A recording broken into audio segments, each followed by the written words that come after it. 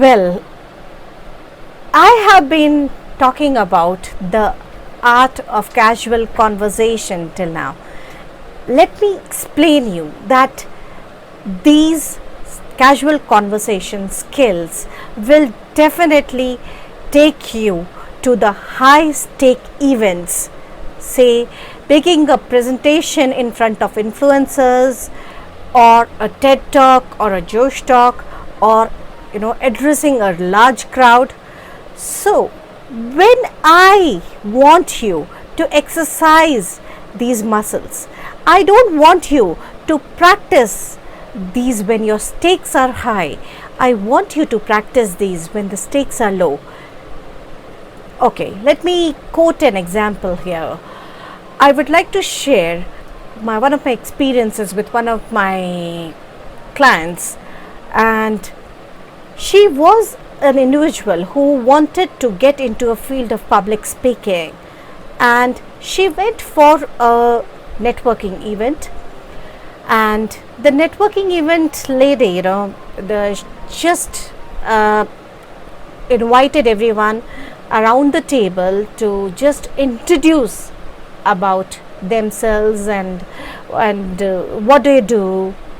And because that was a networking event and she was just a part of it, and she wanted to just about to transition into that new role. So as the people started introducing themselves, she was completely unprepared, and when it got to her chance, she stood up and she panicked. She stumbled, and it was very difficult for her to forget that event, the whole night and experience. So when she came to me for coaching, we identified that event, how she can create the similar kind of event in her regular life, because that was something wherein you have all the eyes on you and you have to share a brief statement about yourself.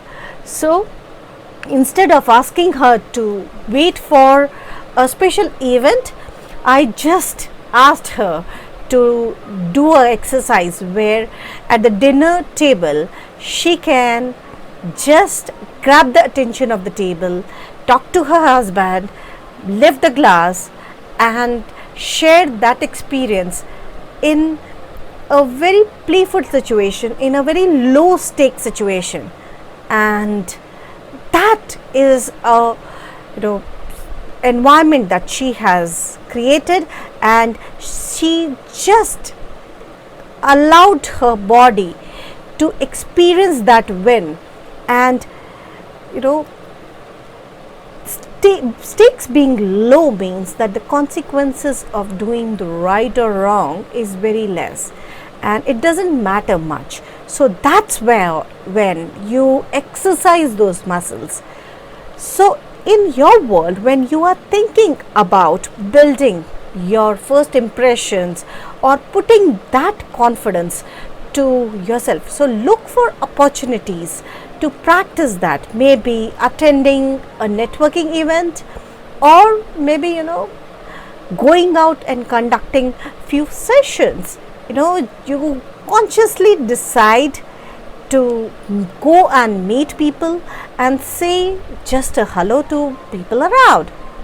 So it's the similar thing that you would be doing at a networking event, and you are exercising that muscle of yours, because that brings that practice in you're getting comfortable. So here I challenge you to really look around for opportunities to practice your muscle.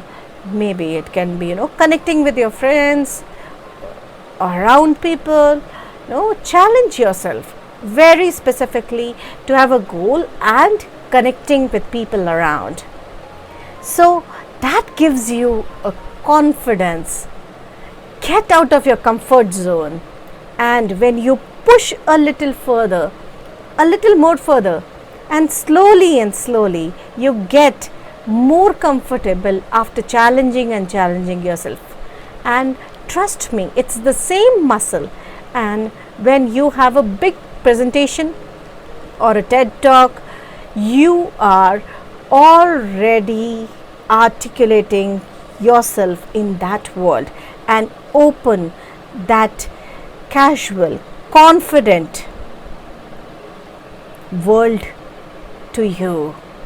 Here I also would like to share with you another art in this chapter.